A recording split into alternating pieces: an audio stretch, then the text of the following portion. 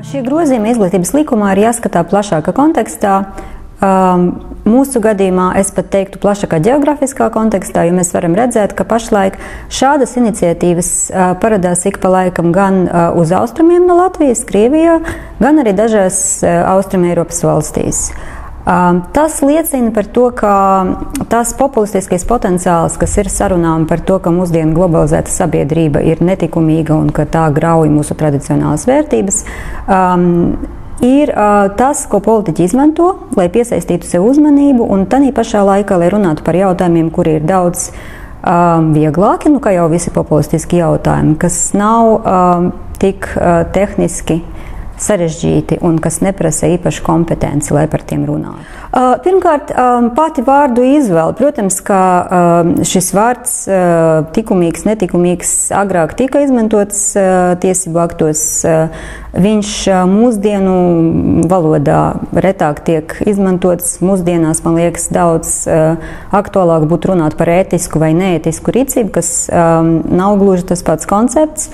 Tas, ka izvēlas tieši šo vecmodīgo konceptu, manuprāt, ir saistīts ar vēlmi runāt nevis par ētiku, kā par to runā mūsdienu Eiropā, bet par šauri saprastu dogmatisku izpratni par to, kāda ir pareiza un nepareiza rīcība, piemēram, bērniem vai vecākiem, sievietēm vai vīriešiem, un visbiežāk šis apzīmējums tiek izmantots runājot tieši par seksuālo un reproduktīvo uzvedību.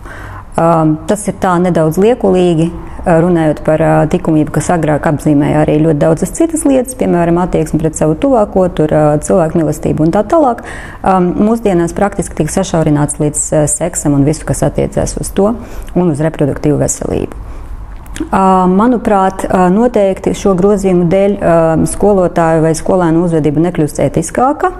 Bet kas var notikt, var ierobežot iespējas skolās, piemēram, stāstīt attiecīgi vecuma grupas pusaudžiem par reproduktīvu veselību, par kontracepciju, kas, manuprāt, tiešām izraisa tādus jautājumus par šīs rīcības ētiskumu. Jo cik lielā mērā Saeima, kas lielākoties sastāv no pusmuža vīriešiem, ir tiesīga lemt par to, vai 14-gadīgām meitenēm, kas ir skolā, būs vai nebūs pieejama informācija, kas ļautu viņām sevi pasargāt no nevēlamas, piemēram, grūtniecības, un kas varētu ļoti būtiski sagraut viņu dzīves, ja viņas neko nezina par šīm lietām. Savukārt, kas attiecās uz citiem mērķiem, man liekas, vismaz daļai mērķis ir uzspiest caur valsts likumdošanu homofobiju.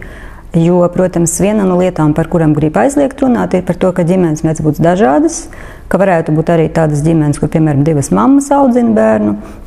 Un arī par to tad skolotājiem praktiski ir mēģinājums aizliegt kaut kādu veidu runāt. Domāju, ka tas process netika nodrošināts tādā veidā, lai notiktu patiešām dziļš dialogs starp politikas veidotājiem, likumdevējiem un ekspertiem un vecāku organizācijām, tā skaitā tādām, kas iestājas pret.